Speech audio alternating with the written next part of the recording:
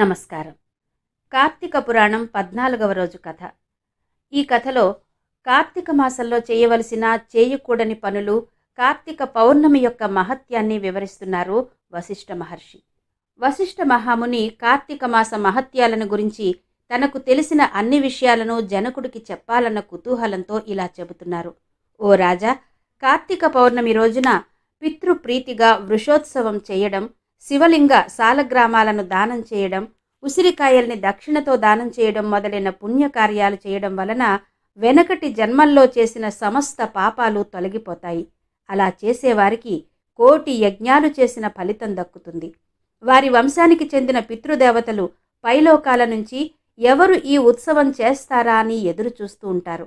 ప్రతి సంవత్సరం కార్తీక మాసంలో శక్తి కొలది దానం చేసి, నిష్ఠతో వ్రతమాచరించి, శివకేశవులకు ఆలయంలో దీపారాధన చేసి, పూజ రోజున రాత్రంతా జాగారం ఉండి, మర్నాడు శక్తి కొలది బ్రాహ్మణులు, సన్యాసులకు భోజనం పెట్టిన వారు ఇహపరలోకాల్లో సర్వ సుఖాలు పొందగలరు అని వివరించారు. కార్తీక మాసంలో చేయాల్సిన పనులను చెప్పిన వశిష్ఠుడు మరికొన్ని నిత్యాచరణ విధులతో పాటు చేయకూడని పనులేంటి అన్నది కూడా చెబుతున్నాడు. ఓ రాజా, పరమ పవిత్రమైన ఈ నెలలో పరాన్న భక్షణ చెయ్యరాదు. ఇతరుల ఎంగిలి ముట్టుకోకూడదు, తినకూడదు. శ్రాద్ధ భోజనం చెయ్యకూడదు. నీరుల్లిపాయ తినకూడదు. తిలాదానం తగదు. శివార్చన, సంధ్యావందనం, విష్ణు పూజ చేయని వారు వండిన వంటలు తినరాదు. పౌర్ణమి, అమావాస్య, సోమవారాల్లో, సూర్య చంద్ర గ్రహణం రోజుల్లో భోజనం చేయరాదు. కార్తీక మాసంలో నెల రోజులు రాత్రులు భోజనం చేయకూడదు. ఈ నెలలో విధవ వండింది తినకూడదు.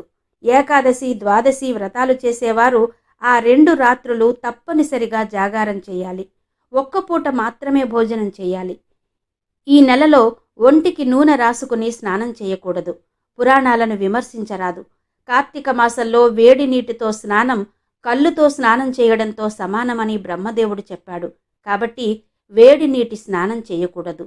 ఒకవేళ అనారోగ్యం ఉన్నవాళ్లైతే ఎలాగైనా విడవకుండా కార్తీక మాస వ్రతం చేయాలన్న కుతూహలం ఉంటే మాత్రం వేడి నీటి స్నానం చేయవచ్చు. అలా చేసేవారు గంగా, గోదావరి, సరస్వతి, యమునా నదుల పేర్లను మనసులో స్మరించుకుని స్నానం చేయాలి. తనకు దగ్గరగా ఉన్న నదిలో ప్రాతకాలంలో పూజ చేయాలి. నదులు అందుబాటులో లేని సమయంలో నూతిలో గాని, చెరువులో గాని స్నానం చేయవచ్చు.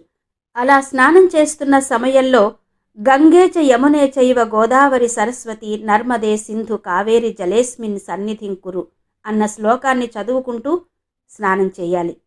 కార్తీక మాస వ్రతం చేసేవారు పగలు పురాణ పఠనం, శ్రవణం, హరికథ కాలక్షేపంతో కాలం గడపాలి.